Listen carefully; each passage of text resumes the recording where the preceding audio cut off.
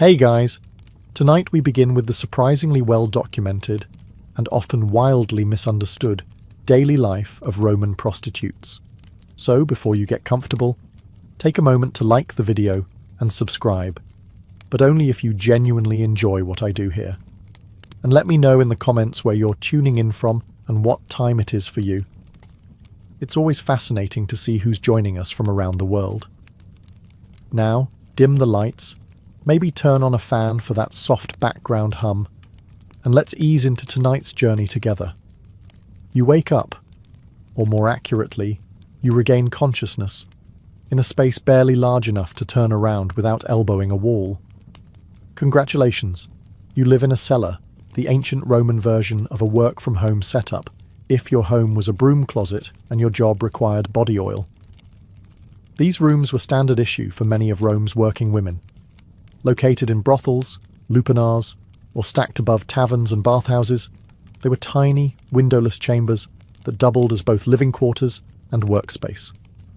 Think of it as a studio apartment, designed by someone who hates light, air, and privacy.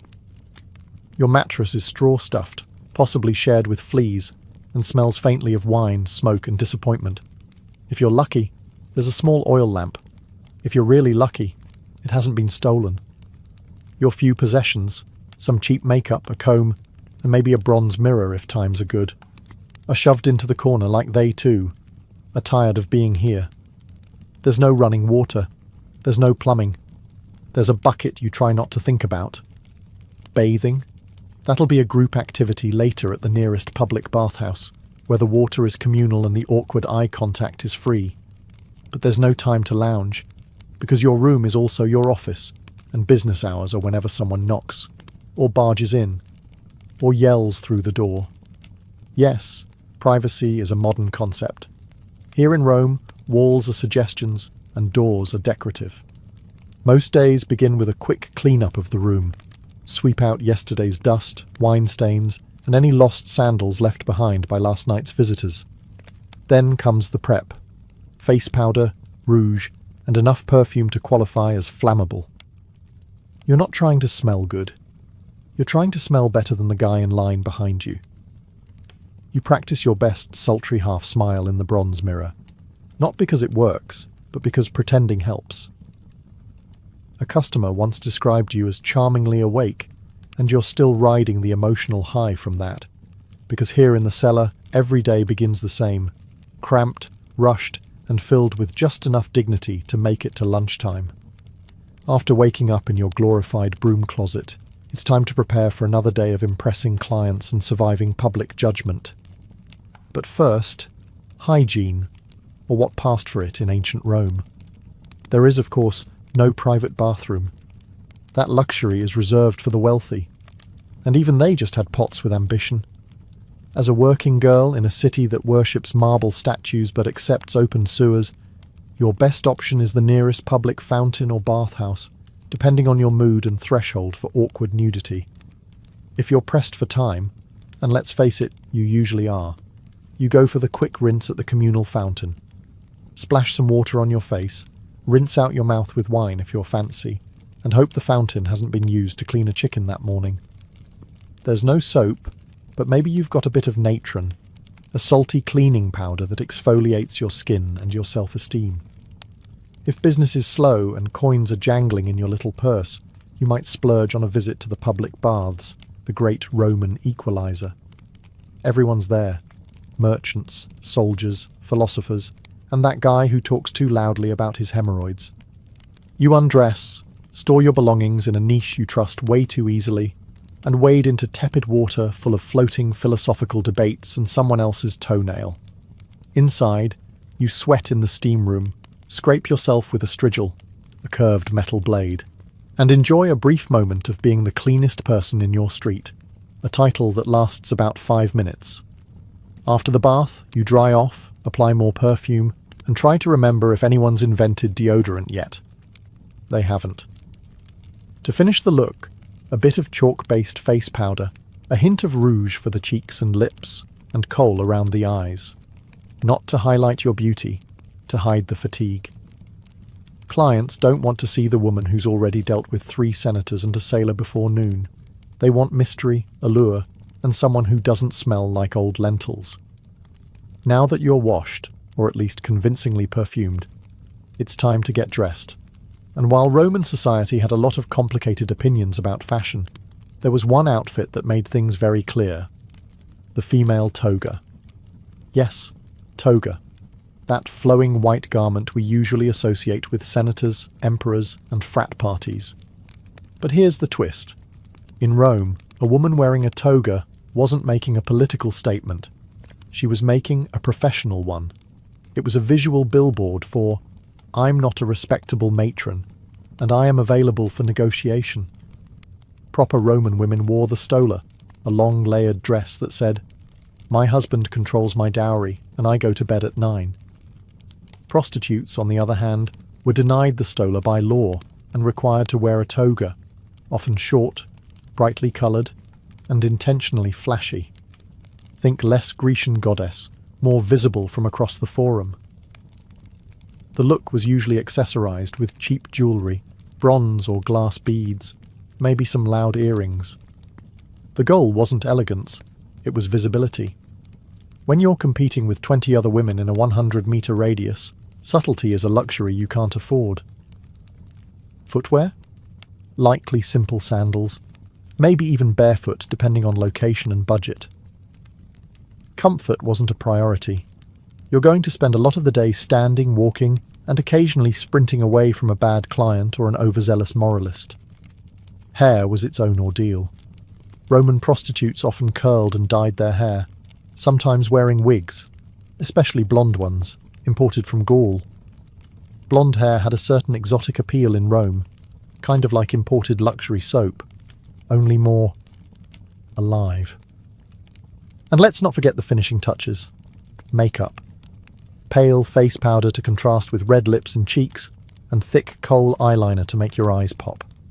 Or at least look less sleep-deprived. Once fully dressed, you looked obvious, and that was the point. In a city of 1 million people, your outfit was your business card. If it made you look bold, scandalous, and economically available, then congratulations. You were ready for another glorious day of being judged by society while being actively funded by it. So you're dressed, painted, perfumed, and hopefully not too hungover.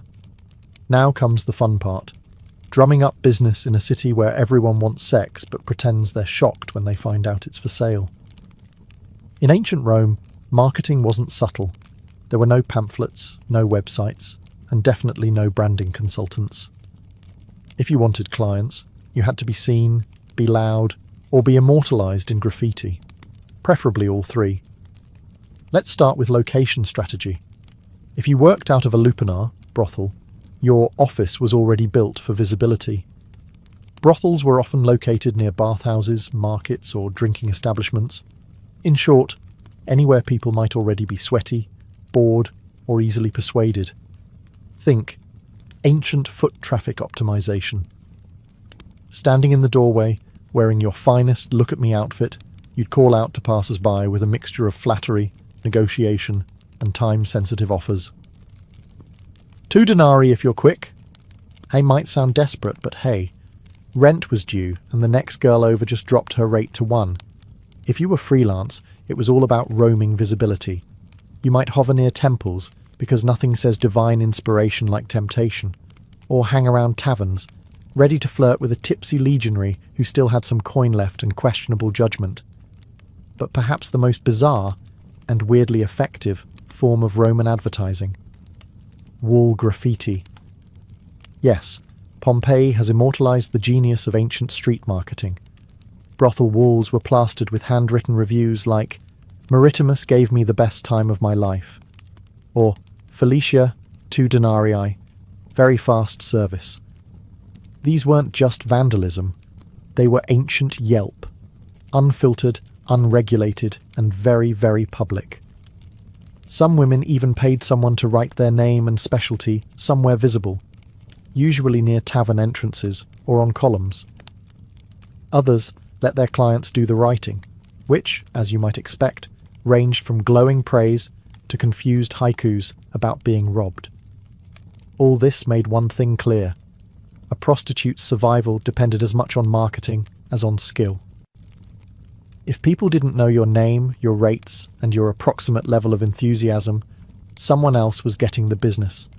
Because in ancient Rome, as now, the secret to success wasn't always talent. Sometimes it was just better PR. So you've advertised yourself. You've got the outfit, the eyeliner, and just enough confidence to fake a good mood. Now it's time to talk pricing, the part where ancient Rome pretends to be a free market while secretly judging you anyway. Let's be clear, there was no union. Rates were set by supply, demand, and whatever you could get away with before someone bartered you down with a loaf of stale bread. For street-level workers, or those in lower-end lupanars, prices could be as low as 1 or 2 asses, a small bronze coin that wouldn't even get you a glass of wine. That's right, some clients were paying less than the cost of a decent lunch. If that feels depressing, remember, some women accepted food, sandals, or even promises as payment. Yes, in a city with an empire's worth of coinage, IOUs still existed. On the other hand, high-end prostitutes, often called meretrices, operated more like luxury brands. These women could charge in denarii, silver coins, sometimes multiple per client, especially if they had skills beyond the bedroom. Conversation, music, poetry, basic literacy, anything that let a client believe they weren't just hiring company, but taste. Some prostitutes even had niches, not architectural ones, marketing ones. Maybe you specialized in working with sailors, or performing erotic dances, or reciting poetry during the act. Don't laugh. Ovid probably inspired someone. The more unique your brand, the less replaceable you became. Repeat clients might get a discount, or not. It depended entirely on whether they paid on time or smelled like fermented cabbage, and if you worked under a pimp or brothel owner, a hefty cut of your earnings disappeared before you saw a single coin.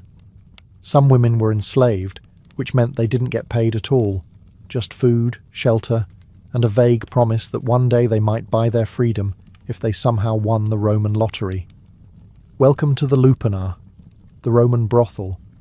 It's not luxurious, but it has walls, which already makes it more dignified than working behind a tavern.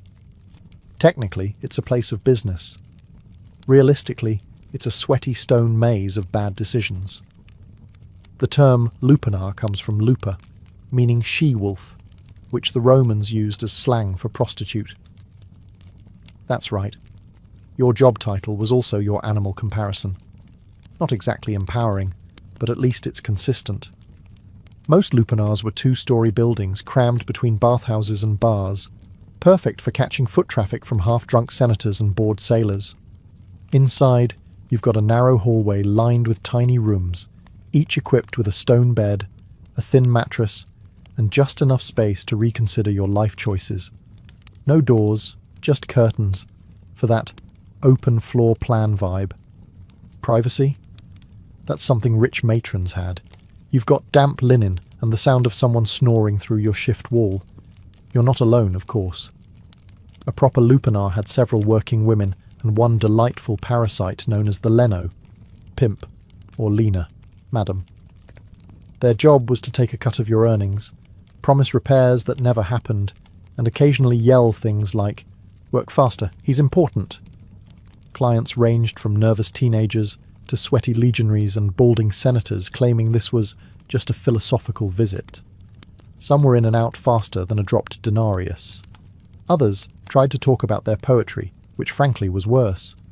During downtime, you'd sit near the entrance, giving your best "I'm flirty but dead inside" expression while calling out to passing foot traffic.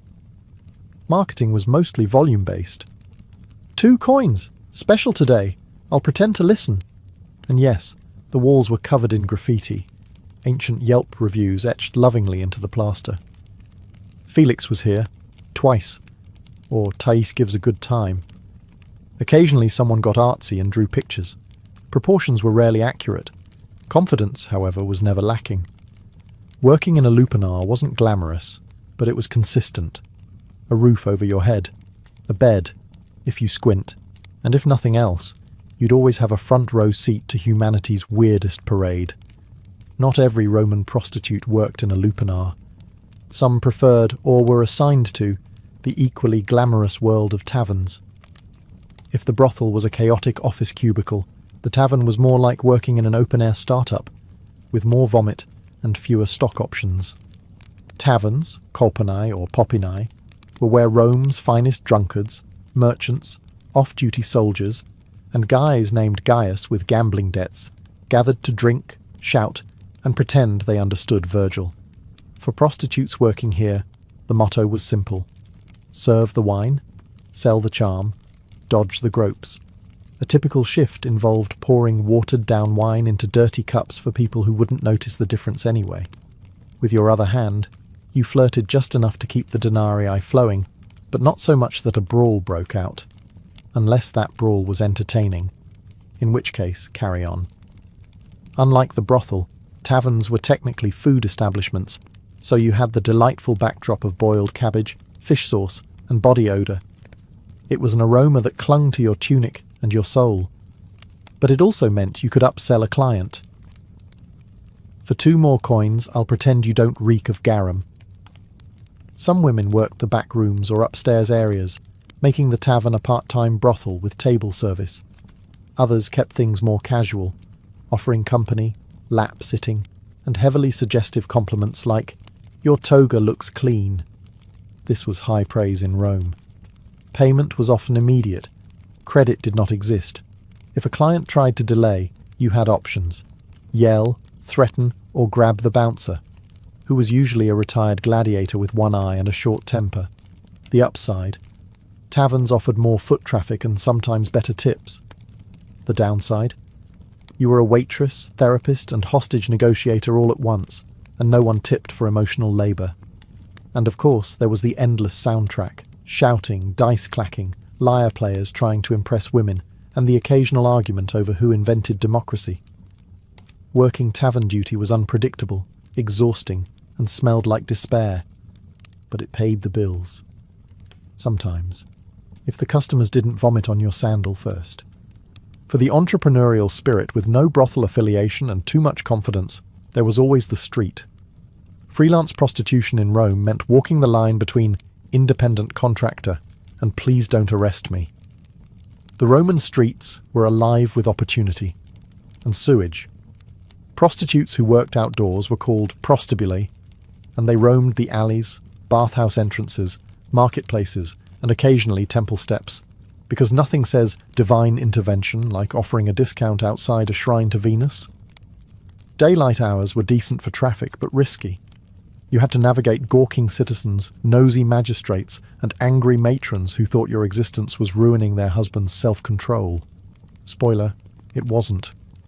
You dressed brightly to stand out. Think short tunics, flashy jewellery, maybe a wig made from imported German hair. It was less understated elegance, more visible from across the Circus Maximus. The goal was to catch a client's eye before his wife caught him. Approaching a potential customer involved a delicate dance of flirtation, timing, and not getting mistaken for someone's runaway slave. You'd smile, compliment his sandals, and casually mention your rate before the local vigils, street guards, decided your entrepreneurialism was public disorder.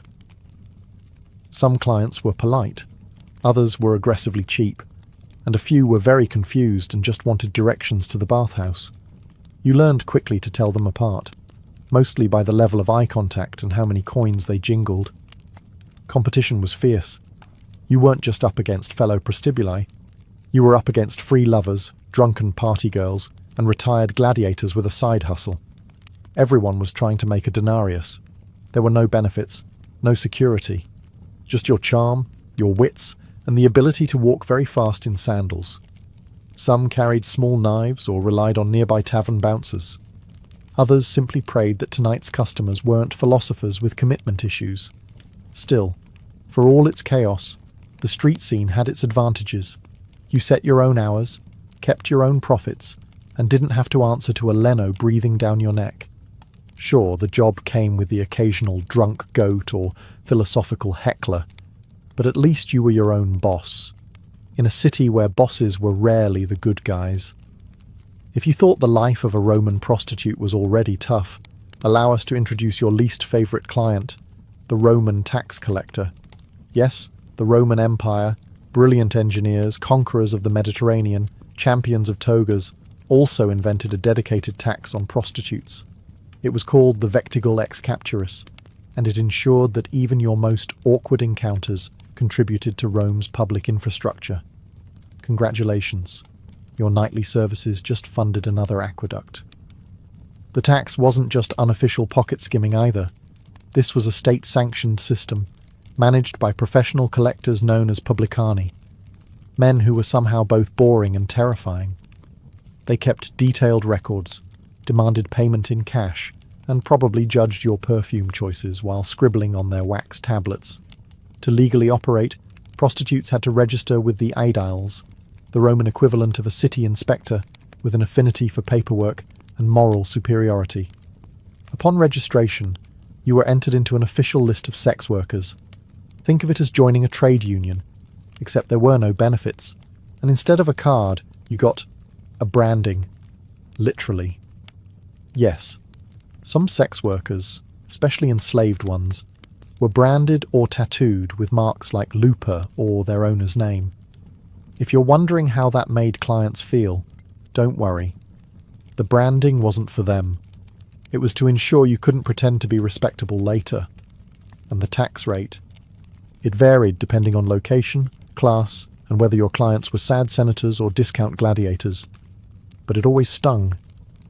You paid per act or per week, depending on the region, and there was no deduction for emotional labour, uncomfortable silences, or existential dread. Refusing to pay could result in fines, arrest, or being barred from working, though enforcement was spotty, especially if you were paying under the table, or knew how to flirt with an aedile. Still, for a profession already swimming in stigma, this tax added insult to injury. Rome was essentially saying, "We disapprove of your lifestyle. Also, give us 10%. But hey, on the bright side, at least you could proudly say your labour was helping to fund another temple, probably dedicated to a goddess who still wouldn't return your prayers. In Rome, being a prostitute meant you had legal permission to exist, and social permission to be endlessly judged. Yes, prostitution was tolerated by the law, taxed, regulated, even registered. But that didn't stop every senator, priest, and bored philosopher from telling you how much they disapproved of you, often while zipping up their tunic. Enter the moral police, not an official squad with batons, but a vast, unpaid network of senators, priests, matrons, and writers who all believed it was their divine duty to shame you while enjoying the fruits of your labour behind closed doors. At the top of the hypocrisy food chain was the Roman Senate, a group of aging elites who believed in preserving Roman virtue, a concept they typically defined as whatever we're not caught doing. Many of them publicly railed against moral decay while maintaining discreet tabs at every brothel from the Forum to Subura. Then you had the aediles, Rome's actual public officials who enforced laws on cleanliness, order, and decency. Their job was to regulate brothels, inspect establishments, and sometimes fine women for being too obvious about their profession, which, again, was legally required to be obvious. You couldn't make it subtle if you tried. Writers like Juvenal and Seneca had a field day. They mocked prostitutes in verse, lumping them in with greedy merchants, loud women, and, horror of horrors, women who read books. And yet these same writers gave vivid, suspiciously detailed descriptions of brothel life. Almost as if they'd done extensive research. Even Roman matrons, the respectable wives of the elite, got in on the judgment. They wouldn't speak to you, of course, but they'd walk past your street corner with a gaze that could sterilize a fig tree. Some even petitioned for laws banning prostitutes from wearing jewellery or entering public baths, which is rich considering many of their husbands treated bathhouse visits like part-time jobs. Working as a Roman prostitute came with certain occupational hazards, namely disease, injury, and whatever that thing was the sailor from Brundisium left behind. Welcome to the health and wellness chapter, where the only prescription is, hope you survive. Let's begin with the big one, venereal disease. Ancient Rome didn't have germ theory, but they did know that some men left you with more than a coin purse and a bad poem. There are Roman texts that describe symptoms ranging from persistent itching to things falling off that shouldn't. The medical advice? Usually a mix of vinegar washes, herbal ointments, and desperate prayers to Venus. Pregnancy was another ever-present concern. There was no birth control pill, but there were options if you had the guts and the budget. Prostitutes used natural contraceptives like silphium, an extinct plant famously over-harvested for this exact reason. Animal intestines as crude condoms, and wool tampons soaked in herbal concoctions. Effectiveness? Somewhere between maybe and miracle. If pregnancy occurred, things got complicated. Some women carried to term and raised their children, often within the brothel itself. Others gave infants up to foundling homes, or worse, the open streets. Infanticide wasn't legal, but turning a blind eye, that was practically a civic duty.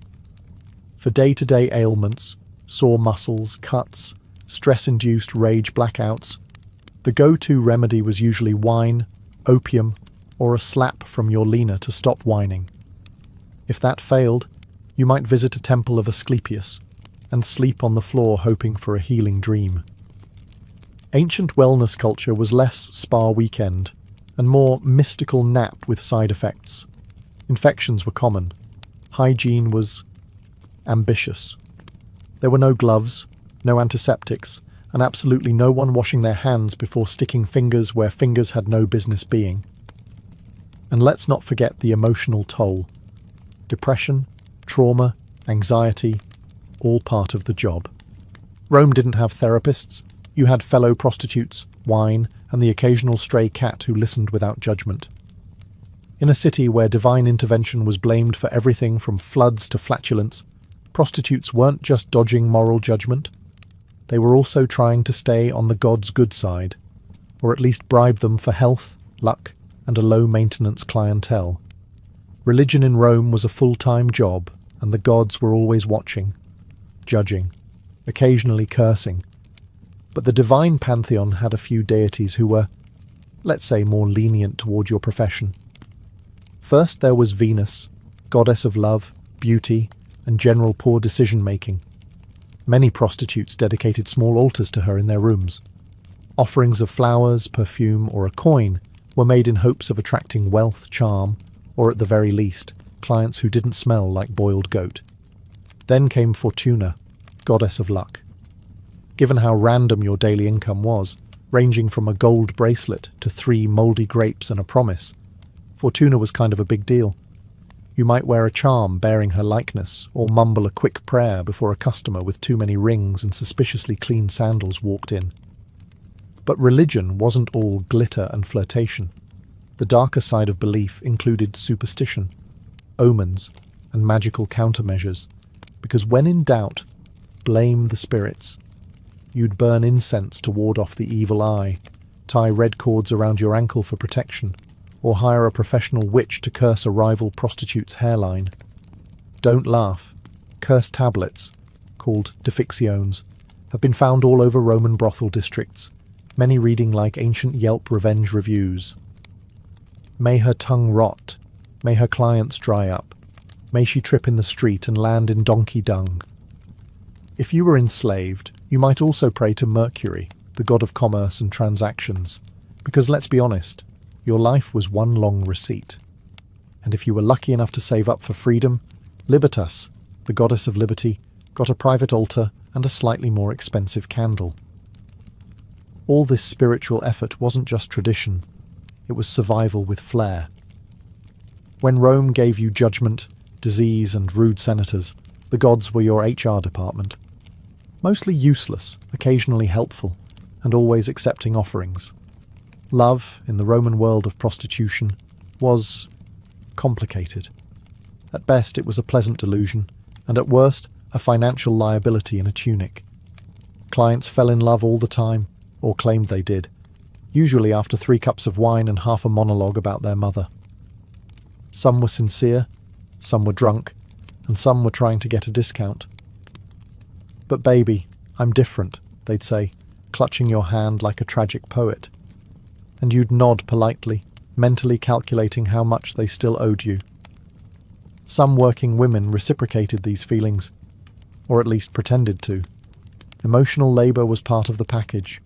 Smile, listen, pretend his toga doesn't smell like despair. For a few clients, you might even develop something real: attachment, affection, or just mutual exhaustion.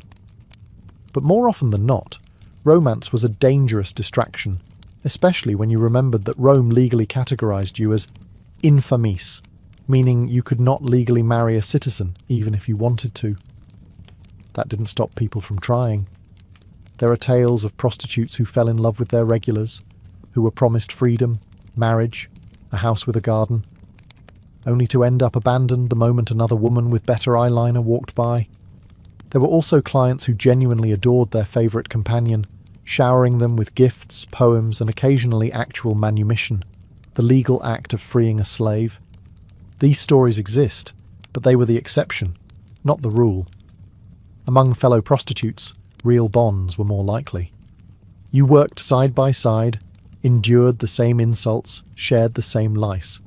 Some of these friendships became sisterhoods. Others became quiet romantic partnerships hidden beneath the radar of Roman patriarchy, which believed women couldn't fall in love with anyone except a man with a sword collection. And of course, there were lies you told yourself. That one day you'd quit, that your best client really would take you away, that if you could just save a little more, you'd open a perfume shop in Ostia and never look back.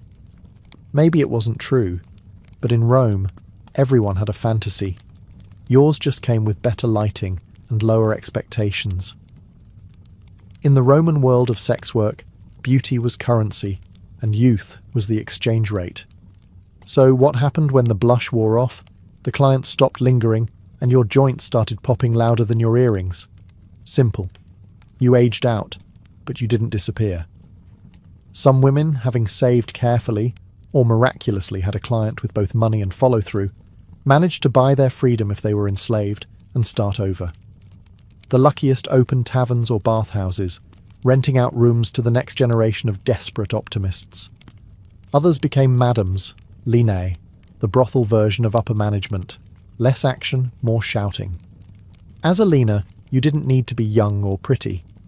You needed to be sharp, intimidating, and fluent in threats involving sandals and overdue debts. You ran the schedules, kept the books, and made sure the curtains were only mildly horrifying. Clients feared you. Workers pretended to respect you. The Eagles sighed when they saw you coming. Other retired sex workers leaned into fortune-telling. After all, when you've heard every confession and watched every mistake walk through the door, predicting doom becomes second nature. A few became unofficial therapists, wise women, or herbalists, offering advice laced with sarcasm and slightly incorrect medical suggestions. But many simply kept working, because Rome wasn't in the habit of offering pensions to women who'd spent 2 decades in a toga. Older prostitutes still had clients, they just adjusted their marketing. Less blushing flower, more experienced, discreet, and tolerates poetry. Physical appearance mattered, but so did reputation. A woman known for conversation, kindness, or mind-blowing. Astrology readings could remain in demand long after her prime. And for those with no savings, no patrons, and no lucky breaks, the options weren't kind. You begged, you cleaned temples, you worked in laundries until your hands turned into shriveled olives. Rome didn't care how you got old, only that you did so quietly. But here's the truth they didn't carve into marble. For many, survival itself was the achievement. And if you made it to old age with your wit intact and at least one working sandal, you were already a legend. When people think of ancient Rome, they picture marble statues, grand speeches, and emperors with questionable family trees. What they rarely picture: the woman leaning in a brothel doorway, adjusting her wig, and mentally calculating how many coins she needs to not starve next week. Roman prostitutes didn't just work in the shadows. They've been kept there by history, carefully edited out of the noble narrative so schoolchildren could learn about aqueducts without asking uncomfortable questions. Yet they were everywhere. In graffiti, legal records, satire, poems, love letters, curse tablets, and receipts. Yes, actual receipts. They were a fixture of daily Roman life, even as society treated them like morally contagious wallpaper. What history usually gets wrong is the assumption that these women were powerless victims or morally bankrupt seductresses. In reality, many were savvy, adaptable, and, dare we say, better at business than half the Senate. They knew how to read a client, negotiate terms, avoid danger, and hustle a living in a city that cheered gladiators and stoned anyone who wore the wrong shoes. And they weren't all the same. Some were enslaved, some free. Some catered to the wealthy, others to whoever had 2 coins and bad breath. Some hated every second, others carved out small corners of power and routine. Most existed somewhere in between, like everyone else in Rome, pretending they weren't tired. Their stories were rarely written by them. Instead, they were remembered by poets looking for metaphors, by moralists clutching their pearls, or by archaeologists piecing together Pompeii's raciest wall scribbles. But here's what's remarkable. They're still visible. In stone carvings, in sarcastic graffiti, in laws and loopholes and offhand mentions in love poems. These women were erased from respectability, but not from reality. They worked, they laughed, they scammed, they wept, and they endured. All without marble statues or gilded tombs, just faint ink on a crumbling wall. Maritima was here, and worth every coin. So the next time someone waxes poetic about the glory of Rome, remember, behind every toga-clad philosopher was a working girl keeping the economy and the gossip alive. In the world of the Vikings, warfare was a constant presence, and with it came injuries, deep cuts from swords, axe wounds, broken bones, and burns from fire and frost. On the battlefield or back in the village, it was the leknir, the healer, who was called upon to treat the wounded. These individuals were respected members of society, combining the practical knowledge of herbs with the spiritual traditions of Norse belief. Among the most trusted herbs in a Viking healer's collection was yarrow, Achillea millefolium. Known for its ability to staunch bleeding, yarrow was used widely across northern Europe. Viking healers would crush the leaves and apply them directly to wounds, either alone or mixed into a poultice. Yarrow acted as a coagulant, helping to stop blood flow and prevent infection.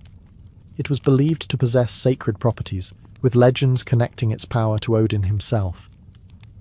The preparation of such remedies was both methodical and rooted in cultural ritual. The healer might wash the wound with boiled water infused with antiseptic herbs, apply crushed yarrow, and bind the area tightly with linen or animal skin strips. In some cases, chants or prayers were recited during the process, invoking protection or healing from the gods. Healing was not just physical, it was also spiritual. Beyond battlefield wounds, yarrow was used internally as well. A tea made from its flowers and leaves could reduce fevers, ease digestive complaints, or help relieve menstrual cramps. It was a versatile plant, and one that could be found growing throughout the Viking homelands, in fields, near rivers, or in small garden plots maintained by women of the household. Healers in Viking society had a deep understanding of their environment. They knew which plants grew in which seasons, how to harvest them properly, and how to preserve them for use during the long, dark winters. Knowledge was passed down through generations, often from mother to daughter, or from elder to apprentice. These traditions blended elements of Germanic herbal lore with the rich cosmology of Norse mythology.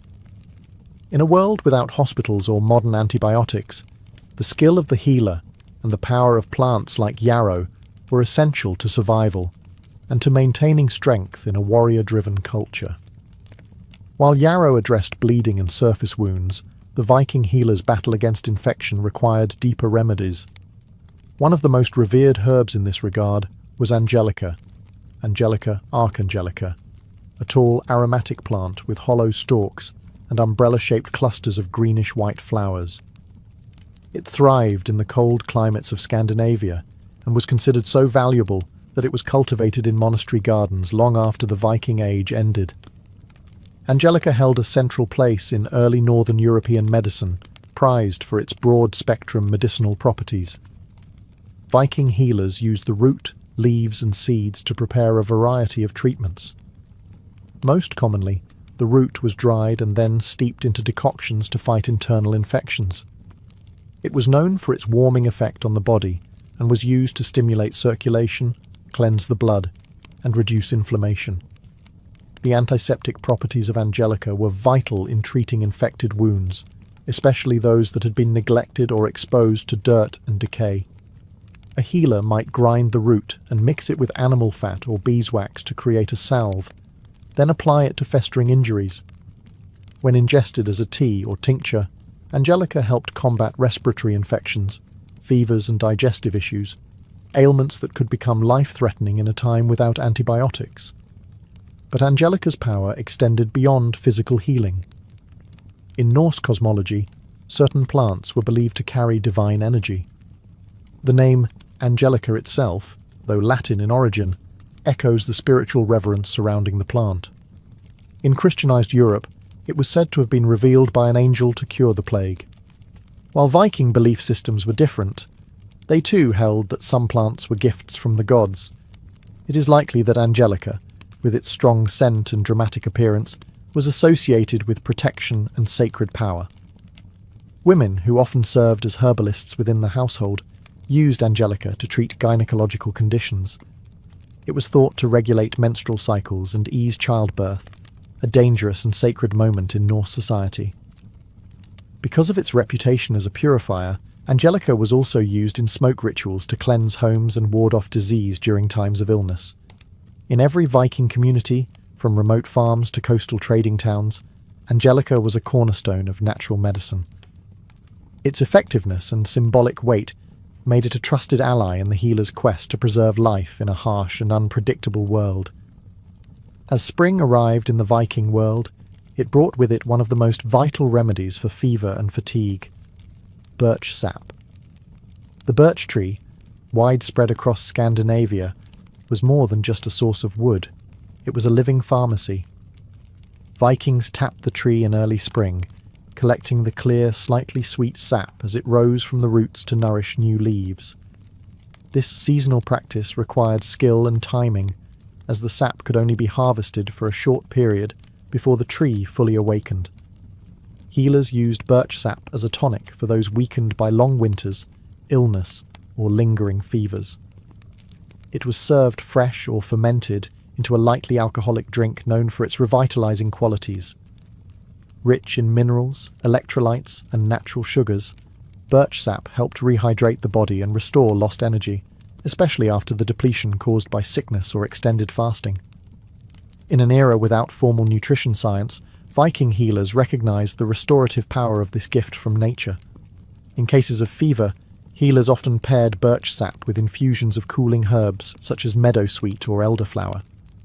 This gentle combination helped bring down body temperature while nourishing the patient. In more serious cases, the sap might be mixed with bitter herbs like wormwood to purge the body of what was believed to be harmful humours. The logic was simple: cleanse, restore, and rebalance. Beyond its internal uses, the birch tree had a role in external treatments too. The bark, when boiled, produced a tar-like substance with antiseptic properties. It was used to treat skin infections, minor burns, and bites. Birch leaves were also used in poultices and steam baths to draw out toxins from the body, often accompanied by prayer or ritual to align the physical with the spiritual. Symbolically, the birch tree represented renewal and purity. It was often the first tree to grow after land was cleared or burned, and this regenerative quality made it sacred in both Germanic and Norse traditions. The use of its sap in healing reflected this belief, returning vitality to the sick and offering the promise of recovery after hardship. In the healer's practice, birch sap was a seasonal treasure. a clear, life-giving elixir that marked the changing of the year and the persistence of health in a cold and often merciless land.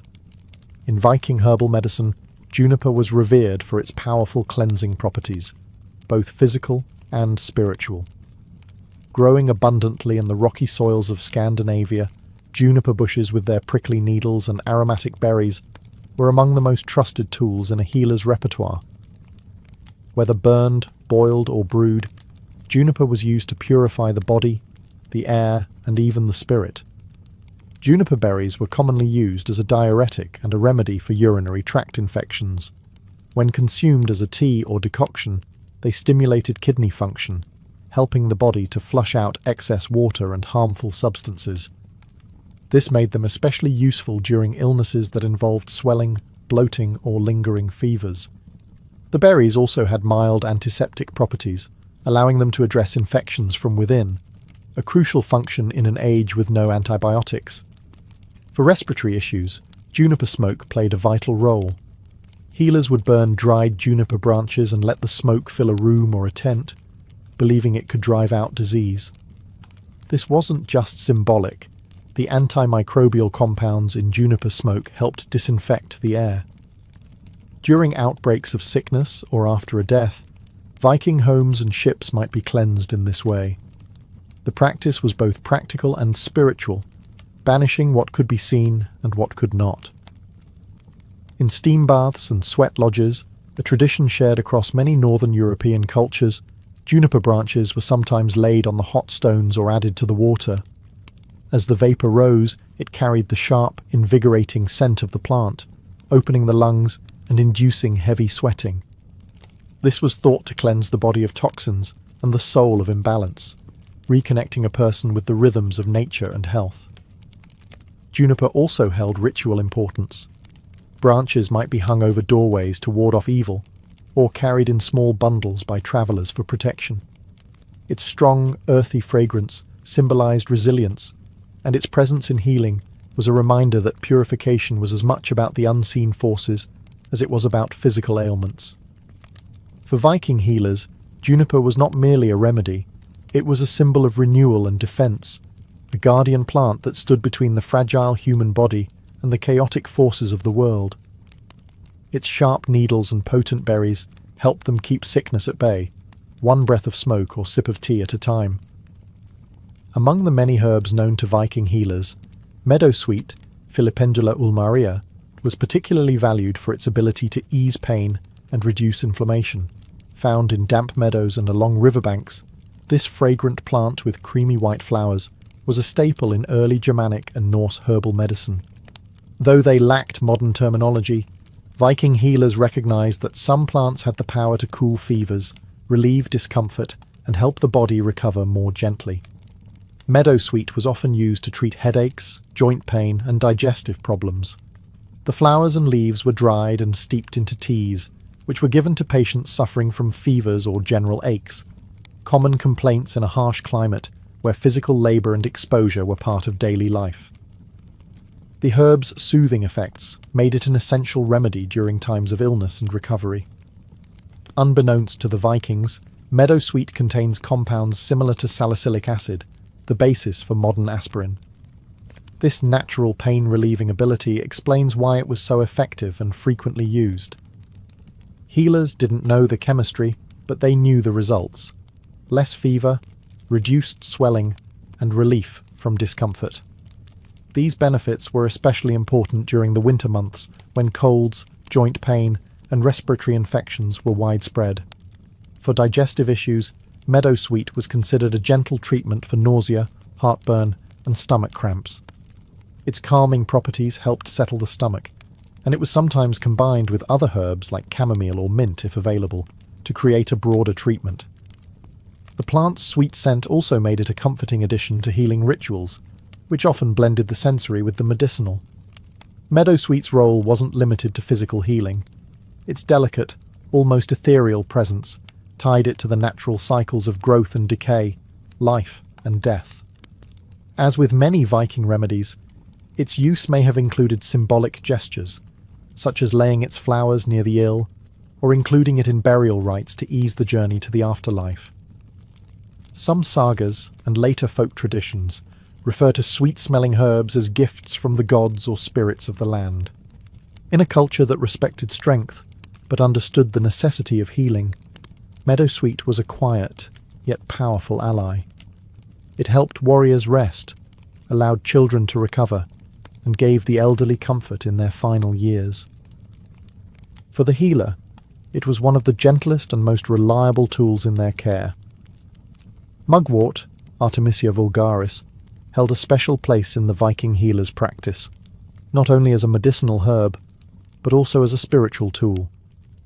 Known across northern Europe for its bitter aroma and silvery leaves, mugwort was considered one of the most sacred plants in Germanic tradition. For Viking societies, where healing was never just physical, mugwort served as a bridge between the body, the mind, and the unseen world. Medicinally, mugwort was used to treat a wide range of ailments. It helped with digestive problems, menstrual irregularities, and fatigue.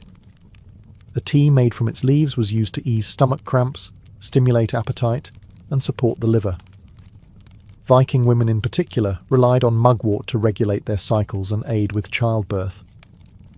In a world without midwives or formal obstetrics, the healer's knowledge of such herbs was vital for survival during pregnancy and delivery. Mugwort also had powerful nervine properties, meaning it calmed the nervous system.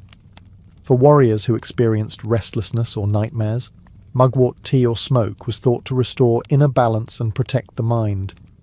Sleep, which was often disturbed after battle or illness, could be coaxed back by burning dried mugwort near the bedside or placing it under the pillow. This wasn't simply superstition. Many aromatic herbs do have mild sedative effects. But beyond its medicinal uses, mugwort was strongly linked to ritual and magic. Viking healers and wise women, often referred to as volur or seidkunur, used mugwort in ceremonies to invoke dreams, protection, or visions. It was sometimes burned during rites of cider, the Norse form of trance magic and prophecy. The rising smoke was believed to carry prayers to the gods or ward off harmful spirits. Healers might also use mugwort during solstice ceremonies, seasonal changes, or in times of emotional distress. A bundle of mugwort could be hung over the door for protection, carried in a pouch during travel, or placed on the body during healing rituals. Its bitter scent and strong energy made it a plant of thresholds, used when the body or soul was in transition. To the Viking healer, mugwort was more than a plant. It was an ancient ally, one that stood at the intersection of medicine and magic, guiding the sick not only toward physical recovery, but toward spiritual realignment with the world and the gods. Among the most practical and powerful remedies in the Viking healer's collection was garlic, Allium sativum. Though not native to Scandinavia, garlic had long been traded across Europe and may have reached the Viking world through early contact with the British Isles, Frankish territories, and Eastern markets. Its strong scent and potent medicinal qualities made it an essential part of early Norse medicine, especially for infections, parasites, and protection against disease. Garlic's antibacterial and antifungal properties were well known, even if not scientifically understood. Viking healers used crushed garlic in poultices to clean wounds and prevent festering, particularly important for injuries sustained during battle or travel. When applied directly to cuts, garlic could kill harmful microbes and reduce inflammation. Though painful, this treatment was effective in preventing deeper infections in a time when even minor wounds could turn deadly. Internally, garlic was often eaten raw, pounded into pastes, or brewed into strong infusions. It was believed to strengthen the immune system, purify the blood, and warm the body during illness. In harsh northern winters, when colds, fevers, and coughs were widespread, garlic served as a valuable tonic. It was sometimes combined with honey, another antimicrobial agent, to make the strong flavour more palatable and to enhance its healing effect. Garlic was also used to treat parasites, especially intestinal worms, which were common due to poor sanitation and frequent contact with livestock. A mixture of garlic and vinegar was administered in small doses to purge the body. Its pungent nature made it a strong cleansing agent. and its association with vitality gave it symbolic weight in Norse healing traditions. Beyond the body, garlic was believed to repel evil spirits and malevolent forces. Healers or household members might hang braided garlic near doorways or in sleeping areas, not just to ward off disease, but to protect from unseen dangers, especially during times of illness, war, or childbirth. It served both as a physical remedy and a spiritual safeguard. For Viking warriors, garlic was not only a cure, but a form of daily defense. Before raids or journeys, some are believed to have consumed it as part of preparation, viewing its strength and fire as a shield within the body. In this way, garlic stood as a symbol of endurance, fighting infection, energizing the weak, and anchoring the body in a dangerous, ever-changing world. In the Viking Age, the stinging nettle, Urtica dioica, was more than a nuisance. It was a plant of power. Despite its painful sting, nettle was one of the most useful and respected herbs in Norse healing traditions. It grew abundantly in meadows, forest edges, and near settlements, making it easily accessible to healers and households alike. Its medicinal benefits were numerous, and its resilience in harsh conditions mirrored the strength and endurance the Vikings valued. Nettle was used primarily to treat conditions related to blood and vitality. Viking healers prepared nettle teas or broths to combat fatigue, iron deficiency, and overall weakness. Rich in iron, calcium, and vitamin C, nettle acted as a natural tonic, especially important during long winters when fresh food was scarce and illness spread easily. Warriors recovering from battle or children recovering from fever were often given nettle to rebuild strength. The leaves were dried or cooked to reduce their sting and then brewed into infusions. These drinks were believed to purify the blood, promote circulation, and encourage the body to rid itself of harmful substances.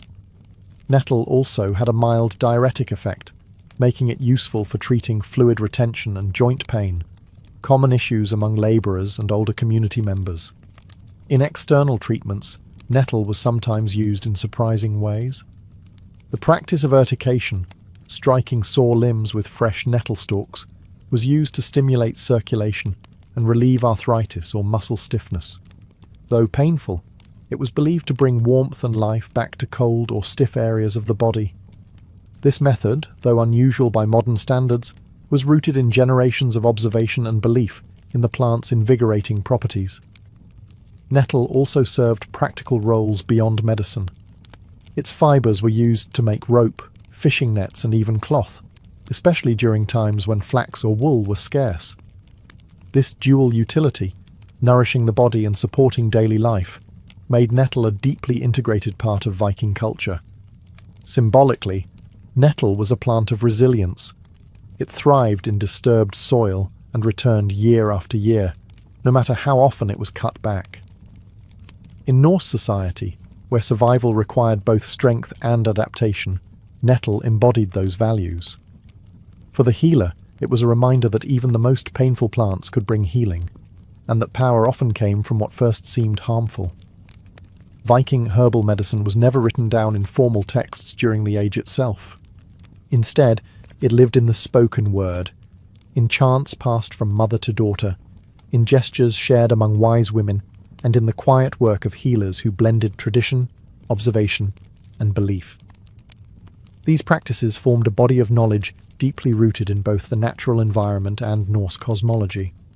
To treat illness in the Viking world was not just to cure the body, but to restore balance to the person, the household, and the invisible threads connecting them to the gods. Healers in Viking society worked with what the land provided.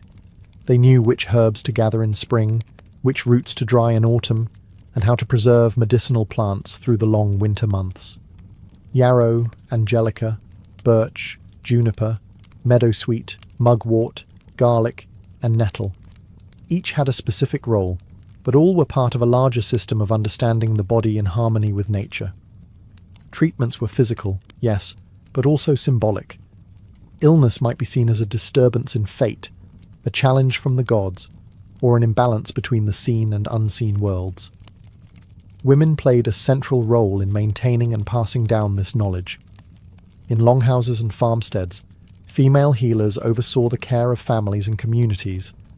Some took on more specialized roles, like the voleurs, seers who blended healing with prophecy, often called upon during crises. Their work often included sacred herbs, spiritual rituals, and appeals to divine forces like Frigg, Air, or Freya. Healing was not just a duty, it was an act of connection between mortal life and the mythic world. With the spread of Christianity and the decline of Norse paganism, much of this oral tradition faded or was absorbed into new religious frameworks. Monasteries adopted and preserved some of the herbs and techniques, while others disappeared or became entangled in superstition and fear.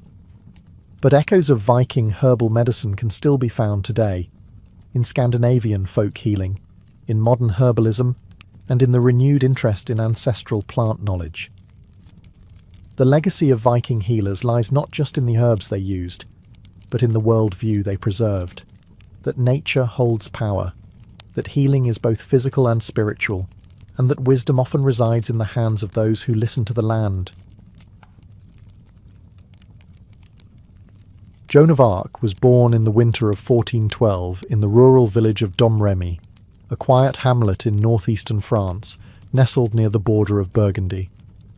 At the time, France was fractured by war and civil unrest.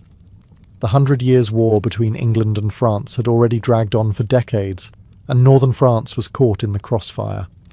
Joan was born into this turbulence, the daughter of Jacques d'Arc and Isabelle Romay, devout peasants who raised their children in the Roman Catholic faith. Her family lived modestly. They owned a small patch of land, a few animals, and relied on farming to survive. Joan was not taught to read or write, like most girls of her class, but she was known for her hard work and deep religious devotion from an early age. She spent much of her childhood helping around the house, tending sheep and attending church. Her world was humble and steeped in faith. The voices she would later claim to hear would come to someone who already spent hours in prayer and contemplation. Domremy itself was a contested area. Though technically loyal to the French crown, it bordered Burgundian territory, a faction allied with the English. The threat of violence was constant. Raids by Anglo-Burgundian forces occasionally swept through the region, destroying crops and burning homes.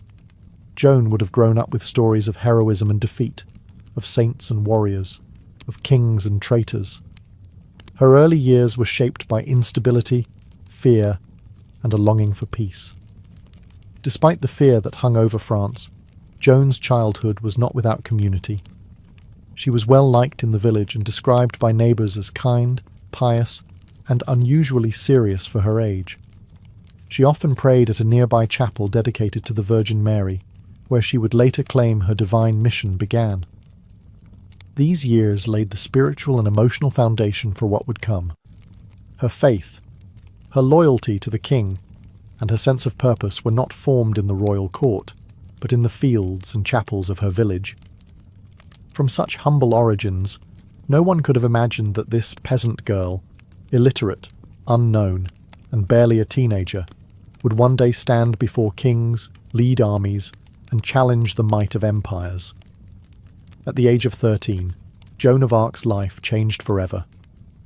She later testified that in the summer of 1425, while alone in her father's garden, she experienced a vision, accompanied by a voice that seemed to come from beyond this world. At first, she was afraid.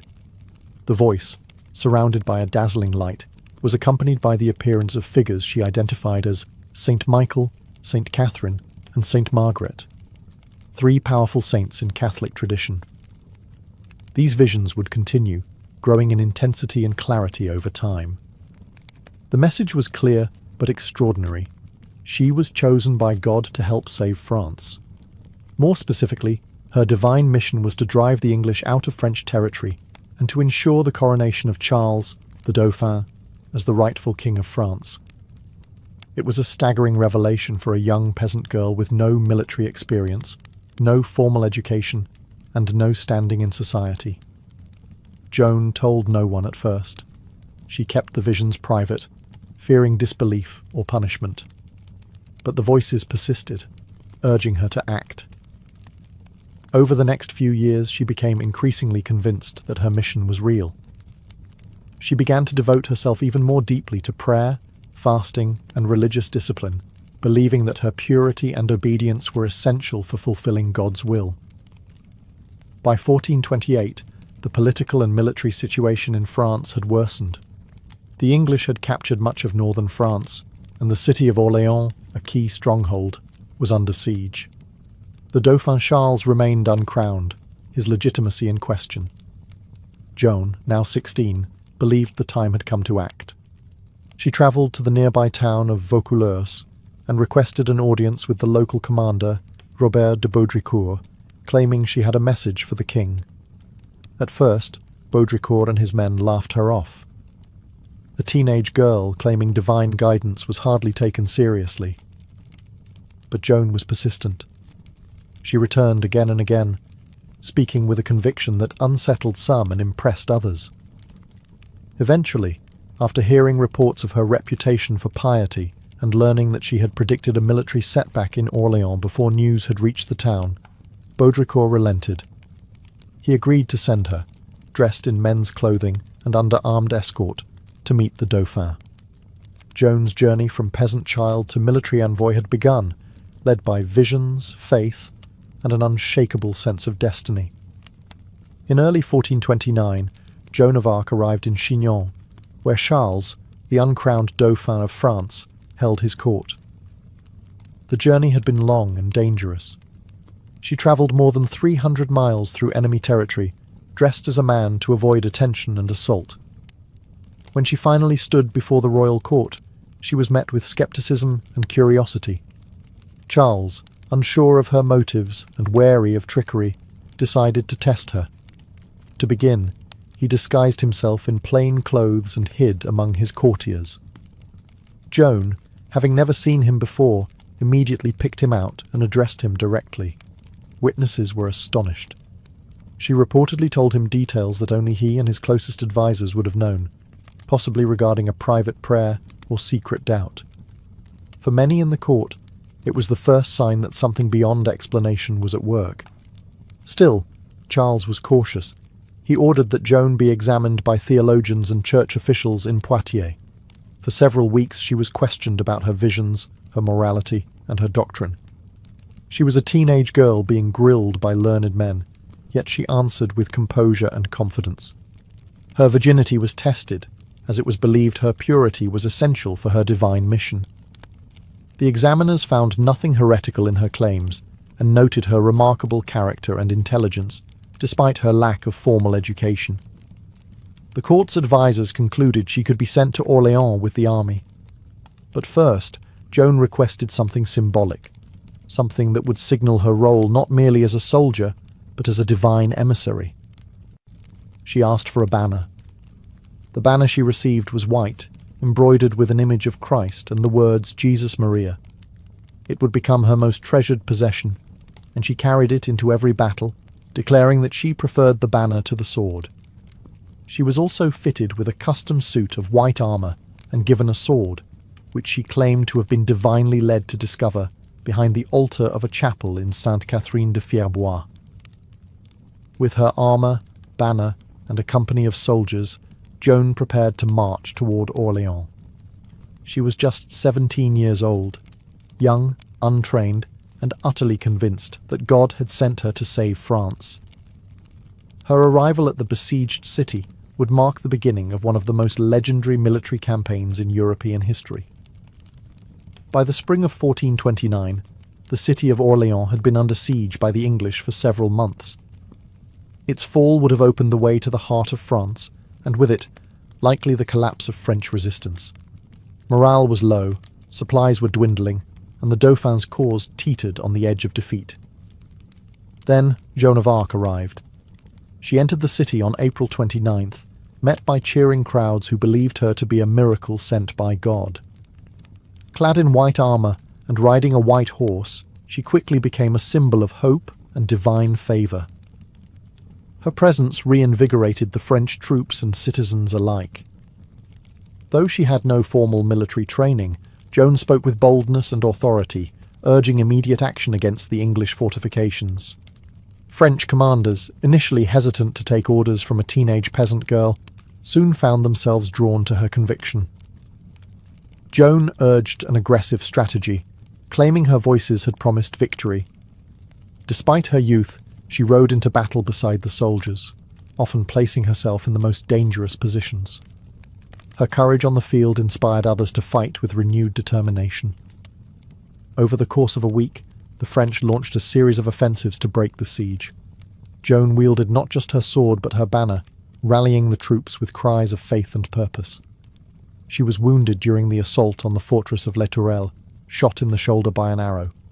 Refusing to retreat, she returned to the field after having the wound dressed, continuing to urge the men forward. On May 8th, the English finally lifted the siege and withdrew. It was a stunning victory, one that changed the momentum of the war.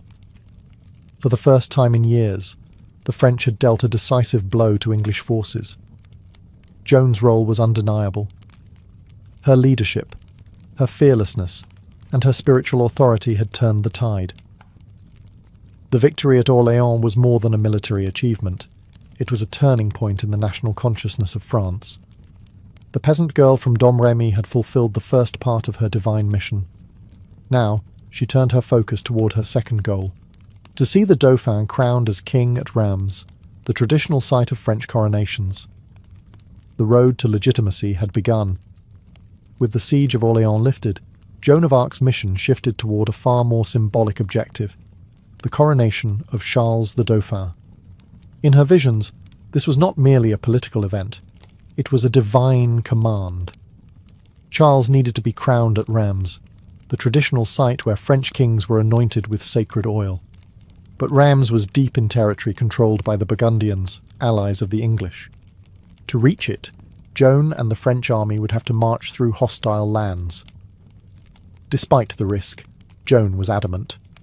Her belief that God had cleared the path gave her confidence, and her conviction began to influence even the cautious Charles. After several victories along the Loire Valley, including battles at Jargeau, Meung-sur-Loire and Beaugency, momentum was on their side.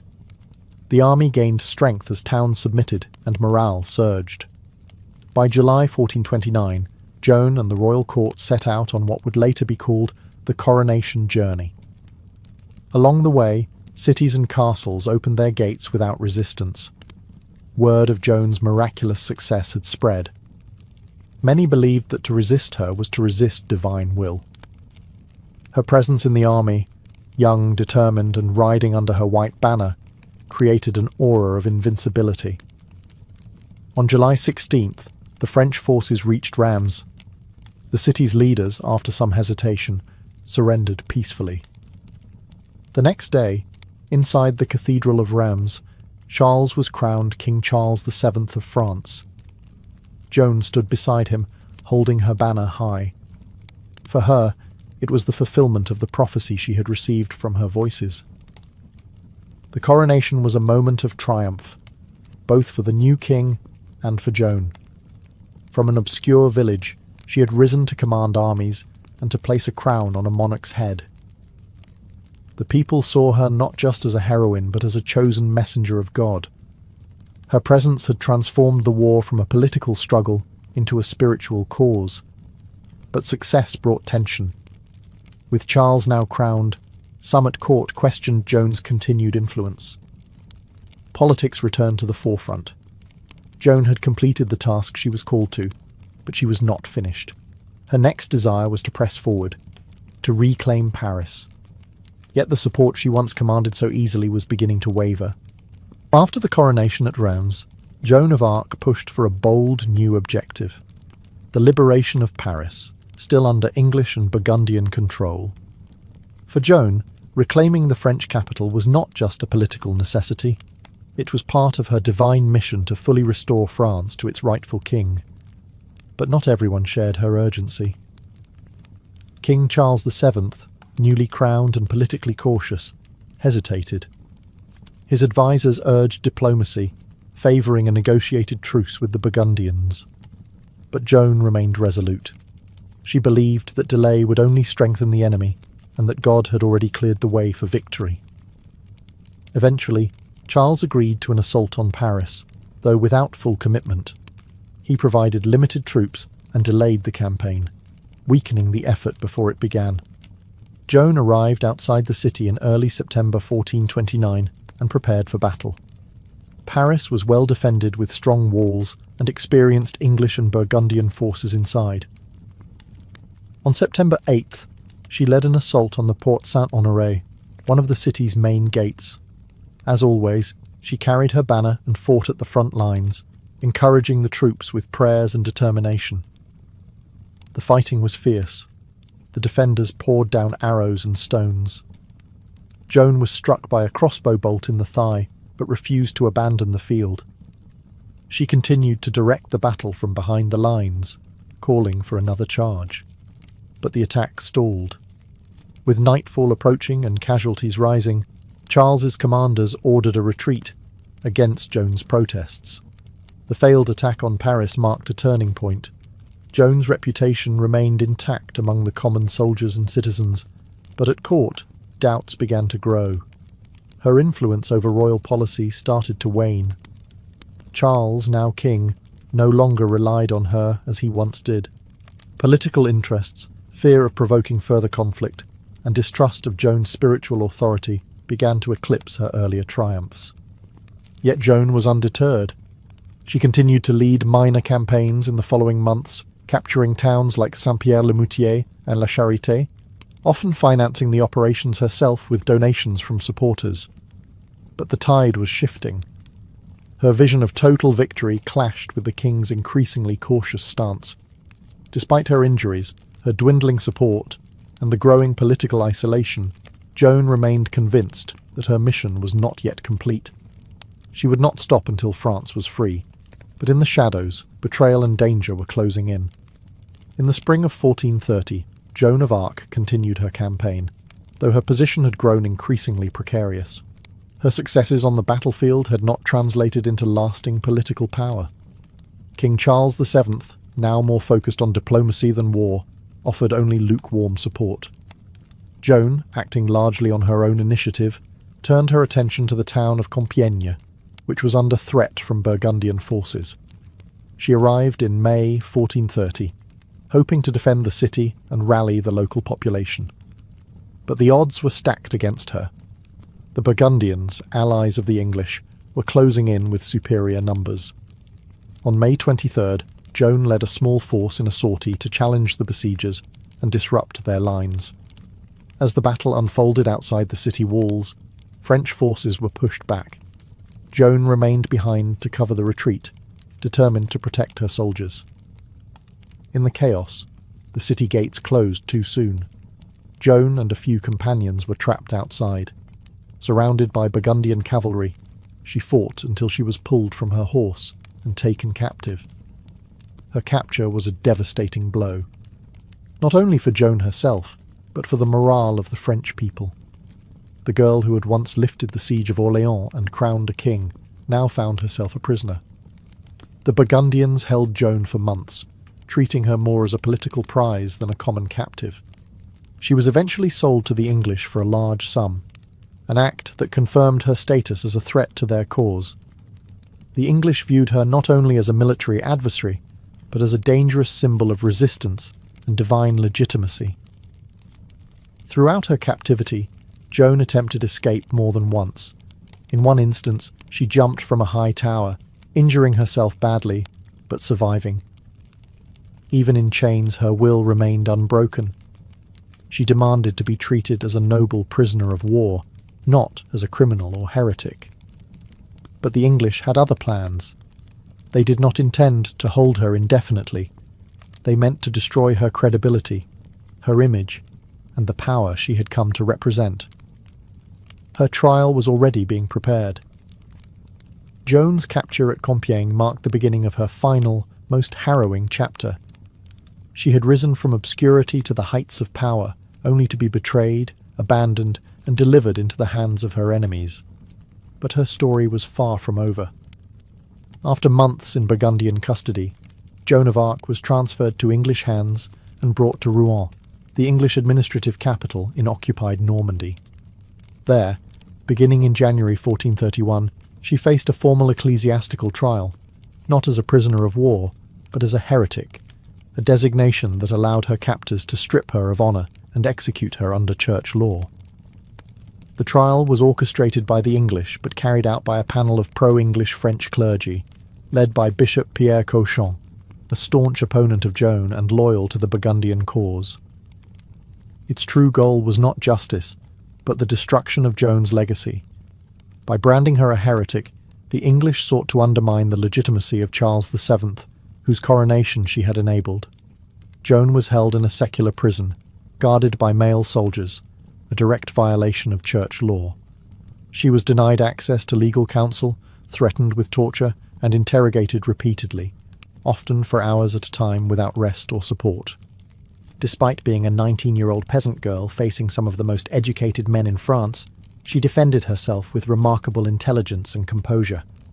Over the course of several months, she was questioned about her visions, her clothing, her faith, and her role in the war. The judges focused especially on her claim to divine voices and her habit of wearing men's clothing, an act considered both heretical and unnatural by church standards. Despite their pressure, Joan remained firm in her testimony. She maintained that her voices came from God, that she had acted in obedience to divine command, and that she had always remained faithful to the church. At one point, when asked whether she believed she was in God's grace, she famously responded, "If I am not, may God place me there. If I am, may God keep me there." It was a powerful answer, neither arrogant nor self-condemning, and one that impressed even her inquisitors. But the outcome was never truly in question. Political necessity outweighed truth. Joan was eventually condemned for heresy, based largely on her refusal to renounce her visions and her insistence on wearing male attire, which she had resumed in prison for protection. Her sentence was death. The girl who had once lifted a nation would now be silenced, not by defeat in battle, but by a court of men determined to erase her from history, or so they thought. On the morning of May 30th, 1431, Joan of Arc was led to the marketplace in Rouen, tied to a wooden stake and burned alive. She was just 19 years old. As the flames rose around her, she reportedly called out the name of Jesus repeatedly and asked for a cross to be held before her eyes. A soldier, moved by her courage, handed her a small wooden cross. Witnesses said she faced death with calm resolve. Her execution was meant to be final, a warning, a silencing of a dangerous symbol. But it had the opposite effect. Instead of being erased, Joan became a martyr. Even English and Burgundian observers were disturbed by the spectacle. Some wept. Others openly questioned whether the church had committed a grave injustice. One of the English clerics present was said to have exclaimed, "We are lost! We have burned a saint!" Over the years that followed, Joan's image only grew stronger. Her unwavering faith, her courage in battle, and her dignified defence at trial became the foundation for a powerful legend. In 1456, 25 years after her death, and following a formal investigation ordered by Pope Calixtus III, Joan's trial was declared invalid. She was officially exonerated, her name cleared of heresy. In the centuries that followed, Joan of Arc became a unifying symbol for France. During times of national crisis, particularly during the French Wars of Religion and later during the Franco-Prussian War, her story was invoked as a beacon of courage, patriotism, and divine mission. Artists, writers, and historians immortalized her life. Her face appeared in stained glass, sculpture, and literature. She was celebrated as both a warrior and a mystic, a simple peasant and a national heroine. In 1920, nearly 500 years after her execution, the Catholic Church formally canonized Joan of Arc as a saint. The girl who had been condemned by church officials was now one of its most revered figures. Her feast day is celebrated on May 30th, the anniversary of her martyrdom. Today, Joan of Arc remains one of the most iconic figures in world history. Her life defied every expectation. Peasant, prophet, warrior, prisoner, saint. Through faith and conviction, she altered the course of a kingdom. Through fire, she entered legend. And through memory, she lives on. The life of a medieval baker began in darkness, Long before roosters crowed or church bells tolled, bakers were already hard at work. Their day often started around midnight, when most of the town was fast asleep. The quiet streets were cold and still, but inside the bakehouse, flames crackled, flour dust hung in the air, and the rhythm of kneading began. Medieval bread wasn't made on a whim.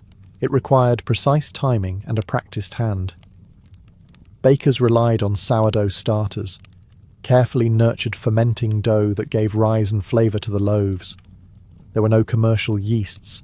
Everything was done by feel, smell, and experience. The flour was often coarse, ground at a local mill, and carried its own unique character based on region, season, and grain quality. Some bakers even mixed in bran, barley, or beans to stretch their flour supplies.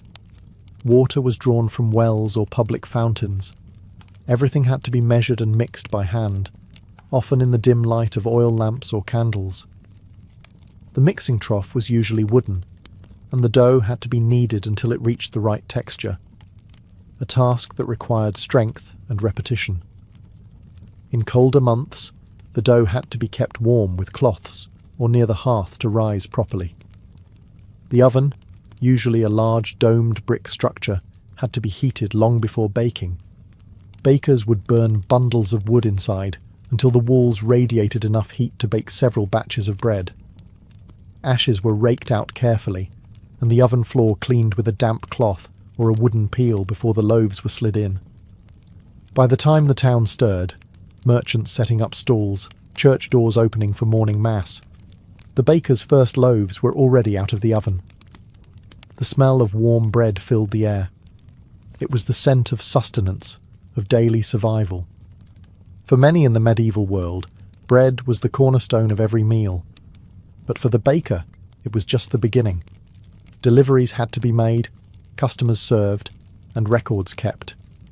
And once the ovens cooled and the counters cleared, there was little time to rest, because tomorrow's dough would need mixing before the moon set again. In medieval towns, the baker's work never truly ended. To master the daily grind of medieval baking, a baker needed more than just flour and fire. They relied on a trusted set of tools, each shaped by generations of craftsmanship. The bakehouse itself was often a simple stone or timber-framed structure, but inside, it was a specialised world. Every item had a purpose, and efficiency could mean the difference between profit and punishment. The heart of any bakery was the oven. Typically made of clay or brick, these were dome-shaped and massive, designed to retain heat for hours.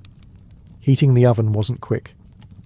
Bundles of wood, often oak or beech, were burned inside until the walls radiated the ideal temperature. Then the ashes were raked out and the bread loaded using a peel, a long-handled wooden paddle that allowed bakers to slide loaves deep into the hot chamber without burning themselves. The kneading trough was another essential item, usually carved from a single block of wood or built from heavy planks. These troughs were wide and low, allowing bakers to lean into their work.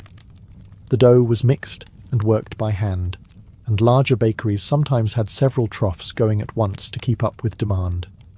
Measuring tools were primitive, but vital. Most bakers used wooden scoops or hand-carved measures for flour and salt, though consistency varied. Scales were rare, and accuracy was often enforced by local guilds or town officials. Cheating customers by underweighting loaves could lead to heavy fines, or worse. Flour was stored in cloth sacks or wooden barrels, while water was hauled in buckets from wells or streams. Some bakeries also had sieves for removing husks or debris, especially in more prosperous towns where finer bread was expected by wealthier clients. Coarser flours, however, were common for the lower classes. Perhaps the most valuable tool was the baker's hands, calloused, experienced, and trained by years of repetition. They knew when dough was ready, when the oven was hot enough, and when a loaf was just beginning to sing its final crusty notes. Everything had to be cleaned and prepared before the next day. The tools, humble though they seemed, were part of a larger rhythm, a cycle of labour, skill, and heat that transformed raw grain into life-sustaining bread. In the hands of a medieval baker, each tool helped feed a town. In the medieval world, bread was more than food. It was the foundation of every meal and a marker of social class. Nearly everyone ate it daily, but not all bread was created equal. What you ate said a great deal about who you were. The wealthiest citizens, nobles, clergy, and prosperous merchants demanded the finest bread, known as manchet, or white bread. Made from finely sifted wheat flour, this bread was soft, pale, and expensive. Producing it required extra labour, grinding, sifting out bran, and using only the most refined parts of the grain. This labour-intensive process raised its cost, placing it far out of reach for commoners. For townsfolk and tradesmen, ravel or wheaten bread was the standard. Still made from wheat, it was less refined, slightly darker, and more nutritious. It struck a balance between cost and quality, and bakers sold it in greater quantities than manchet.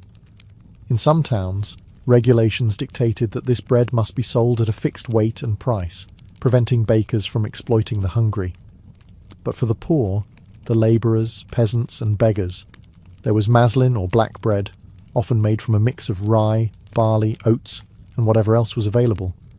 This bread was dense, coarse, and sometimes bitter. In hard times, bakers might even stretch it with beans, peas, or chestnut flour. It was filling, yes, but also a reminder of one's place in society. In monasteries, bread varied depending on the order. Some monks ate simple loaves in keeping with their vows of poverty, while wealthier institutions produced high-quality white bread for guests and ranking clergy. Bread was also used as a social tool. During feasts, wealthy lords would use trenchers, thick slices of stale bread, as plates. After the meal, these were either eaten by servants or given to the poor. Charity was often dispensed in the form of bread, handed out at monastery gates or from noble kitchens. A skilled baker had to understand these divisions. They didn't just bake one type of loaf. They produced multiple varieties daily to meet the needs of the entire town. Bread wasn't just nourishment. It was economy, hierarchy, and identity, baked into every crust. In a world where most people lived on little, bread defined who had more and who survived on less. Being a baker in medieval Europe was not just a matter of skill, it was also a matter of law. Bread was considered so essential to life that its production was heavily regulated by local authorities and trade guilds. For a baker, failing to follow the rules didn't just mean bad business, it could mean public humiliation, loss of livelihood, or even imprisonment. In most towns and cities, guilds controlled the profession. These were associations of craftsmen who regulated quality, training, pricing, and supply. Bakers' guilds established strict standards for the weight, size, and ingredients of bread. These standards weren't optional. They were enforced through regular inspections and harsh penalties. New bakers often had to apprentice for several years before they were allowed to operate their own ovens. Guild membership was both a privilege and a protection. It gave bakers the right to sell in the town market and guaranteed some degree of economic stability. But it also bound them to a system of accountability. If a baker was caught selling underweight loaves or substituting poor ingredients, guild officials could fine them, suspend them, or revoke their right to bake altogether. Beyond the guilds, municipal authorities also monitored bread quality. In England, for instance, the assize of bread and ale, a law dating back to the 13th century, dictated exactly how much bread a customer should receive for a set price, which adjusted with grain costs. Officials known as bread weighers or ale tasters conducted surprise inspections and reported violators. Punishment for breaking bread laws could be dramatic. Some bakers were pilloried, locked into public stocks where they were mocked or pelted with stale bread and rotten food. Others were forced to parade through town with substandard loaves strung around their necks. In extreme cases, a repeat offender could be banned from the trade or exiled from the town altogether. These rules weren't just about fairness, they were about survival. Bread riots were a real threat in times of famine or inflation. Town leaders knew that if people suspected they were being cheated out of their daily bread, unrest could follow. For the medieval baker, then, precision wasn't just a point of pride, it was a legal obligation. Every loaf had to meet the mark, because in the eyes of both the guild and the town, baking was not just a trade, it was a public service. Running a medieval bakehouse wasn't just demanding, it was dangerous. Fire was both a necessity and a constant threat. Ovens had to reach incredibly high temperatures to bake dense loaves, and maintaining that heat meant burning large quantities of wood, often in enclosed spaces made of timber, thatch or stone blackened by years of smoke. Most bakehouses were constructed with a large domed oven built from clay or brick, positioned against an outer wall to allow for airflow and loading. To heat it, bakers lit a roaring fire inside the oven itself. This wasn't a casual campfire. This was an intense blaze meant to superheat thick walls that could radiate warmth for hours. Once the fire had burned long enough, bakers would rake out the embers, clean the hearth with a damp rag or sand-soaked brush, and begin baking.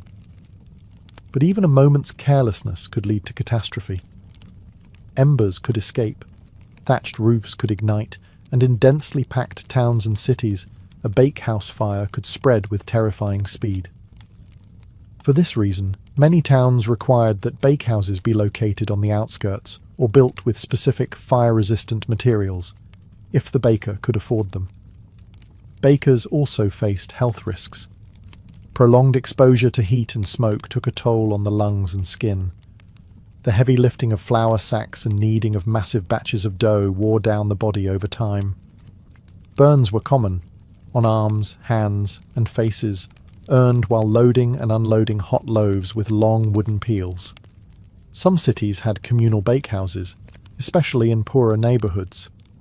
Families would prepare dough at home and bring it to a central oven managed by a professional baker. While this system saved fuel and reduced fire hazards in private homes, it introduced its own risks. Loaves could be burned, stolen, or tampered with. Bakers were held responsible for the integrity of each household's bread, and any negligence could lead to formal complaints. Because bread was such a vital staple, a disrupted bakehouse, whether due to fire, illness, or accident, could ripple across the whole town. It wasn't just the baker who suffered. The entire community felt the loss.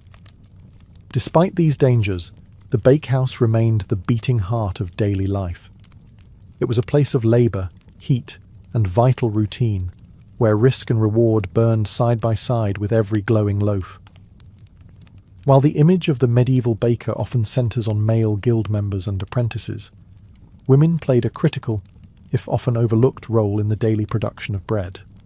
In many towns and villages, especially outside major cities, women were the primary bakers for both family and community. Their presence in the bakehouse was essential to keeping the ovens hot and the population fed. In rural areas, household baking was typically done by women. They baked for their families using communal ovens or small hearths, and in times of surplus, they might sell loaves at market or from their doorstep. For many women, this side trade in bread offered a rare source of independent income. In cities too, widows of bakers were often permitted to continue their husbands' businesses, sometimes becoming successful bakery owners in their own right. Guilds were usually male-dominated, but not entirely exclusive. In certain regions, especially in parts of Germany and France, female bakers were formally recognized. Women could inherit licenses, run bakeries, and train apprentices, including daughters or nieces. Some even petitioned for full guild rights and won them, though this required navigating legal and social challenges. Women in bakehouses performed the same grueling work as men, mixing dough in massive troughs, hauling water and flour, managing oven temperatures, and selling bread in markets. Many also worked as bread sellers, walking through the streets with baskets balanced on their heads or carts loaded with loaves. These women were often the face of the bakery, dealing directly with customers and managing daily sales. Despite their labour, women were often paid less and received less recognition than their male counterparts. They were more vulnerable to accusations of selling underweight bread or poor quality loaves, and faced harsh penalties for infractions. Still, their contribution was essential, especially during times of war or plague when men were absent and communities relied on women to sustain the food supply. Baking also intersected with motherhood and caretaking. A woman who could bake well was seen as capable and respectable, keeping her household fed, preserving traditions, and passing down knowledge. In many families, recipes and baking techniques were handed down from mother to daughter like heirlooms. In every corner of medieval society, from noble kitchens to village ovens, women shaped the world through bread. Though history often left them unnamed, their hands were among the first to touch the dough that would nourish entire towns. In medieval Europe, bread wasn't just food, it was sacred. Few institutions influenced bread making more than the church, which not only consumed vast quantities of bread, but also shaped its symbolism, regulation, and distribution. In monasteries, cathedrals, and village chapels alike, bread was a symbol of life, sacrifice, and divine presence. At the heart of this connection was the Eucharist, the Christian rite in which bread became the body of Christ. The preparation of this bread, often called the host, was subject to strict guidelines. Only the finest white wheat flour could be used, and it had to be unleavened. In monasteries, specific monks were assigned to this holy duty, baking in silence, often at night, in special ovens. These wafers were stamped with sacred symbols and handled with extreme reverence. But the Church's relationship with bread went far beyond ritual. Monasteries were among the largest landowners and food producers in medieval Europe. Many ran their own bakehouses, producing vast amounts of bread for the monks, their workers, and guests. The daily monastic diet typically included multiple servings of bread, paired with cheese, ale, or pottage. For the poor, monasteries also served as lifelines, distributing alms bread to beggars and travellers who waited at the gates. Cathedrals and parish churches frequently received bread donations from local bakers and wealthy patrons. These offerings might be displayed on feast days, distributed to the needy, or used in ceremonial processions. Some towns even had special bread altars, where loaves were blessed and handed out in memory of the dead. The Church also played a regulatory role. In some towns, ecclesiastical courts handled disputes between bakers and customers, especially in areas where the local clergy governed commercial life. They helped enforce fair prices and weights, often motivated by the belief that cheating customers of bread was not just dishonest, but sinful. On religious feast days, special breads were baked, rich, spiced loaves shaped into crosses, doves, or other sacred forms. These celebratory breads marked the rhythm of the liturgical year and were often shared in the community to strengthen bonds of faith and fellowship. In the medieval imagination, bread was not only sustenance, it was spiritual nourishment. For the baker, supplying bread to the Church meant more than earning money. It meant participating in the sacred economy of life, where dough became divine, and the oven echoed with ritual as much as routine. In the medieval world, bread was deeply entwined with power. For rulers, mayors, guildmasters, and kings, controlling the price, supply, and quality of bread was as important as maintaining order. Because bread was the staple food for most of the population, often making up 70% or more of a person's diet, its availability was directly linked to political stability. The most visible way this played out was through price controls. Cities and kingdoms established official rates for bread through laws like the assize of bread and ale in England, which tied the price of a loaf to the current cost of grain. If grain prices rose due to poor harvests, drought, or war, bakers were expected to adjust the size of their loaves, not the price. This meant that during times of scarcity, bakers had to produce smaller loaves for the same price, often cutting into their own profits. But if a baker was caught short-changing customers or selling loaves below the legal weight, the punishment could be harsh. Authorities saw cheating as not just theft, but a betrayal of the public trust. In some towns, bakers were pilloried, forced to stand in public stocks while holding underweight loaves. Others were fined, shamed, or even banned from baking. Bakers were also required to keep detailed records of grain purchases, flour usage, and the number of loaves baked. Inspectors could show up unannounced to weigh loaves and examine ovens. In particularly tense times, such as during war or famine, bakers were sometimes placed under military guard to ensure fair distribution. Bread riots were among the most feared expressions of unrest. When bread became scarce or unaffordable, mobs could form quickly. In such cases, bakers might be accused of hoarding flour or favouring the wealthy. Entire shops could be looted and records destroyed. To maintain peace, city officials would sometimes seize grain stocks or subsidise bread to prevent starvation and protest. Because of its centrality to life, bread became a tool of both charity and control. Rulers handed out bread during public celebrations or religious festivals to win favour with the people. In castles, lords ensured their retainers and servants had ample supplies, reinforcing loyalty. And in towns, a steady stream of affordable bread was seen as the mark of good governance. In medieval politics, bread wasn't just food, it was power. And the baker stood at the intersection of hunger and authority. Though rarely named in chronicles or praised in songs, the medieval baker left behind a legacy that shaped the very foundation of everyday life. In a world of castles and cathedrals, kings and knights, it was the humble baker who fed the people. And while their work was done in darkness, before the town ever woke, its impact touched every household. The baker's influence extended beyond the ovens and into the cultural fabric of medieval society. From birth to death, bread accompanied every stage of life. It was present at baptisms, shared during weddings, offered in mourning, and honoured at church altars. Every loaf baked carried with it centuries of tradition, belief, and survival. The skills of the baker were passed down through generations, often within families or apprenticeships. Techniques were taught by hand and by repetition. How to feel when dough was ready, how to read the oven's heat without a thermometer, how to stretch flour in lean times without sacrificing quality. These traditions were deeply rooted in place and community. A baker in one region might favour rye and oats, while another relied on barley or imported wheat. Every town had its own flavour. Over time, as cities grew and trade expanded, the role of the baker evolved. By the late Middle Ages, commercial bakeries became more common, and baking began to shift from small household craft to full-fledged industry.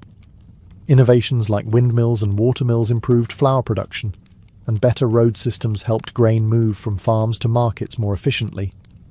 Despite this progress, the essential rhythm of baking remained unchanged: rise, knead, shape, fire, feed. It was a cycle as old as civilization, and the medieval baker stood as its quiet custodian. Even today, echoes of their work survive. In languages around the world, the word for companion derives from Latin com panis, with bread. A reminder that sharing bread meant sharing life. The guilds that once regulated bakers paved the way for modern food safety standards, and the communal ovens of medieval villages laid the foundation for today's neighbourhood bakeries. In the end, the medieval baker's legacy is not just in the loaves they made, but in the sustained life of a community. Through flour, fire, and faith, they fed more than bodies. They nourished entire societies.